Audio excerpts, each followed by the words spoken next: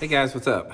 Welcome back to this week's edition of Midle Mondays here on Intuitive Angling, and really appreciate you guys coming by the channel to check it out. And if you're new to the channel, Midle Mondays is something we do once a week. Really doesn't have anything to do with fishing. We just sort of discuss a lot of different topics out there designed to get you thinking a little bit and stretch your mind. So welcome everybody. If you are regulars to the channel or if it's your first time, much appreciated.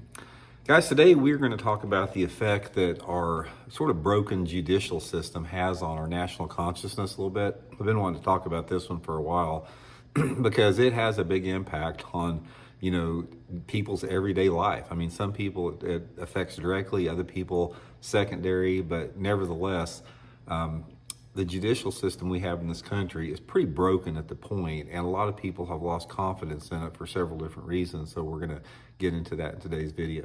Also, before we get started, guys, I just wanted to give everybody a big thank you for all the people that support Intuitive Angling here by using all the links I put in the description. That's a great way to support the channel. If you guys want to help out here, just go to the description of every video, and you can see the all the stuff we got there, like my tackle warehouse link, solar bat link, and that's a good way to give back. Much appreciated. Okay, guys, there's two elements that I want to talk about in this, and most of these, what I'm going to talk about here, it has to do with judges, whether it be state, local, federal, judges on every capacity out there. Because there's two things that come to mind that I've seen as an observer over pretty much the past 8 or 10 years in particular, and that is the fact that we sort of have a two-tier justice system in the terms that our justice system is highly influenced by money. Second with that is our judicial system is way too slow. And the appointees, the judicial appointees, I don't see the best people emerging from that. So we're going to get into all three of those. First of all, let's talk a little bit about the quality of the judges out there. Now, what you have in here is we have seen a rash over the last pretty much 7 or 8 years where you have a tremendous amount of unqualified judges getting lifetime appointments on whether it be state or federal level out there. Guys, there is a bunch of judges out there that have lifetime federal appointments that have never tried a case before. And the reason they've done that is usually the people in the position of power, whether it be on a state or federal level, they tend to put people in those positions of power. Not all of them, but there's a segment of the political realm out there that puts people in positions of power to help serve them, even though those judges are not qualified whatsoever. So you get somebody that is in the position of appointing a judge, and they look at that particular appointee and they say, well, he's pretty much lined up with the way that I am, and I'm going to do this guy a solid here, or do this woman a solid, and I'm going to give this person a lifetime appointment, even though they are unqualified, and there's tons of other people with higher qualifications, simply because I think maybe they can help me out down the road. Maybe they can slow a case down, or maybe they can, slow walk different type of stuff, or whatever it may be with that. We've seen a lot of that. There's a lot of unqualified judges in state, local, and federal positions out there. The second thing with that is one of the most insane things we have in our judicial system. And I'll say this, guy, I don't know if you guys know this, but I have 2 college degrees. I have 1 degree in criminal justice and I have another in law enforcement. So I've got a little bit of experience when I'm talking about this. But the other thing with that is there's no reason that any type of judge should have a lifetime appointment. That is the most ridiculous thing that I have ever seen out there. Judges that have lifetime appointments don't have any accountability to them. And that's one of the things that we have seen with judges, particularly on the higher level courts they have out there, is they're pretty much immune to anything. They can pretty much do anything they want to, say anything they want to, without any type of repercussions with that. People should not have that type of power.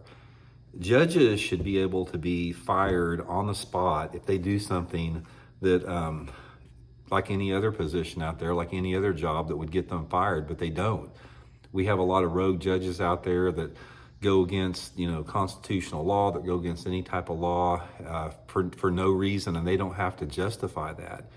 And that's one of the big problems we have with politics in general, is there's no accountability. These people, what happens, whether it be politicians or judges, they talk a good game when they're trying to get appointed in a position. If they're trying to get elected or they're trying to get appointed, they say all the right things. And as soon as they're elected, you don't hear anything about them. They don't address or talk to their constituency. They do what they want to. They literally consider themselves superior to everybody else. It shouldn't be out there. Judges should have at the most like a 4-year term and they can't serve after that, and they should be held accountable. Everything that they do, they should have to hold themselves to account and answer for anything that they do, because they are public servants. And that's the same with politicians. I don't care what level of politics you're on. Politicians are nothing but civil servants. They're not any better, they're not any worse than anybody else out there. But we have created this power structure within this country where judges have way too much power with that. Another thing with that, I think another reason that the public has such a problem with our judicial system right now is the wheels of justice are just operated at a snail's pace. Here's the problem that you have out there. Money can influence any type of a potential crime, whether it be civil or criminal out there. If you're somebody that has a lot of money, you can throw cogs in the wheels of justice. You can file endless motions. You can file endless type of appeals. You can do things to slow down and slow walk any case out there where somebody may get an indictment, and even if everything goes smooth, it may be 3 or 4 or 5 years before they're brought to justice. You may have an ironclad case, and if you got somebody that's loaded and has a lot of influence and enablers out there, the case that is brought before them in the indictment, that they can bend the rules and they can, do all this obscure legal stuff if they have the money, to do that, and the people behind them that sort of help them along that road, and they can tie up a dang trial that goes on forever, almost to the point where people just lose interest in that.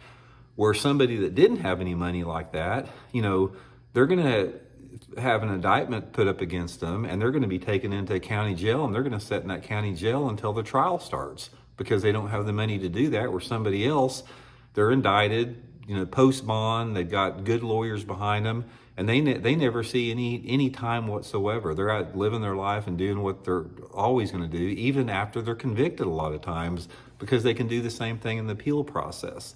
So in that sense, we have a 2-tier justice system that is influenced by money. The poor and disadvantaged in this country do not, and they are not afforded the same opportunities and rights as people that have a lot of money. We've seen that over and over and over again. And when you have the combination of inept judges that have never tried cases before, they're young. Most of these judges are young. There's a trend amongst a lot of politicians. They nominate these super young judges for lifetime appointments, and then they got them in their back pocket for decades. But we've got that problem right now where we have inept, unqualified judges. We have a judicial system that favors the rich out there. The judicial system moves at a snail's pace, and all this type of stuff helps. It erodes public confidence in our judicial system, and it's a very tough one to change, because when you have people in positions of power, when you get these judges that are setting and they have the ability to influence legislation and laws and overturn stuff and all this type of stuff.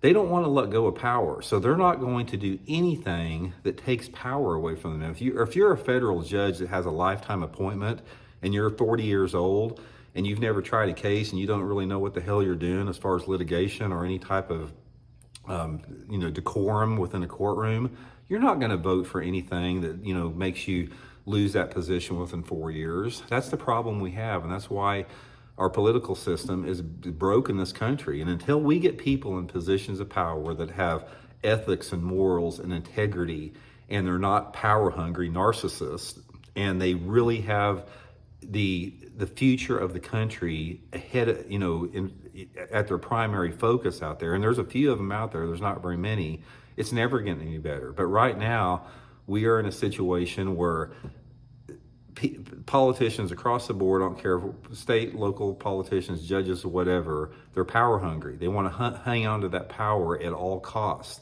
And money speaks, money talks, money influences everything out there. And it's very destructive to our society. And until we can have some type of a paradigm shift where we have people in positions of power that operate with honesty and integrity and morals and ethics, it's never going to get any better.